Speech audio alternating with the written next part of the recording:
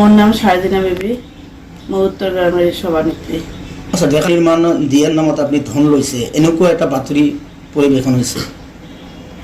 এইটো এটা মই কাৰোবাৰ ওচৰৰ পৰা মই টকা বিচৰা নাই।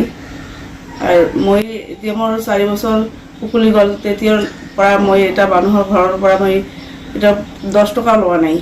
কোনোবাই যদি মই 10 টকা লোৱা বুলি এটা প্ৰুফ দিয়ে, তেনেহ'লে মই সভানেত্ৰী এৰি দিয়াৰ মানে এটা গাঁও সভাত এটা বিশৃংখলা হৈ গৈছে কিবা কাৰণত, কিবা কাৰণ পিছতো এটা বিশৃংখলা হৈছে, কিবা ভুল বুজাবুজিৰ কাৰণত এইটো হৈ গৈছে।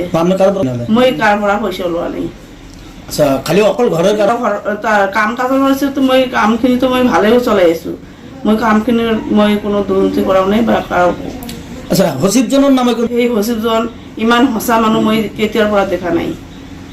তেখেতৰ দুৰ্নীতিত লিপ্ত নাই সিহঁতে। আপুনি যিহেতু আপোনাৰ নামত এনেধৰণৰ আজিৰ সংবাদ মেল যোগে, মই সেইটোৱে সংবাদ মেলত মই এইটোৱে জনাম, মই যদি কাৰোবাৰ পৰা পইচা লৈছোঁ বা কিবা কাৰণত মই ধন সংগ্ৰহণ কৰিছোঁ, সিহঁতে যদি প্ৰুফ দিব পাৰে বা সিহঁতে যদি মোক এটা প্ৰুফ সহকাৰে দিব পাৰে, তেনেহ'লে মই সিহঁতে মই বাধ্যতামূলক হ'ম।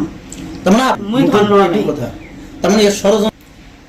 মই উত্তৰ গ্ৰামৰ জিপিৰ প্ৰেচিডেণ্ট। মই জানামতে বা মই কাম যেতিয়ালৈকে 2019 মই যেতিয়া মই প্ৰেচিডেণ্ট হ'লোঁ, তেতিয়াৰ পৰাই এই পঞ্চায়তখনত কিবা দুৰ্নীতি হোৱাও নাই।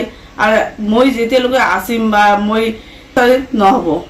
আৰু মই কাম কাজখিনি ভালে চলাই আছোঁ আৰু কাম কাজত ভালে চলি থাকিব। আপুনি দুৰ্নীতি মুক্ত কৰিব বিচাৰিছে নেকি? হ্যাঁ, মই দুৰ্নীতি মুক্ত কৰিব বুলি বিচাৰিছোঁ। সেইটো মোৰ কথা। মই মোৰ উত্তৰ গ্ৰামীণ পঞ্চায়তখন ইমান ধুনীয়া মানুহ আছে, ইয়াত মানে মই ক'বলৈ মোৰ মানে ভাষা নাই। ৰাজনৈতিক ষড়যন্ত্ৰ হৈছে। এইটো ৰাজনীতিতে ষড়যন্ত্ৰ হৈছে।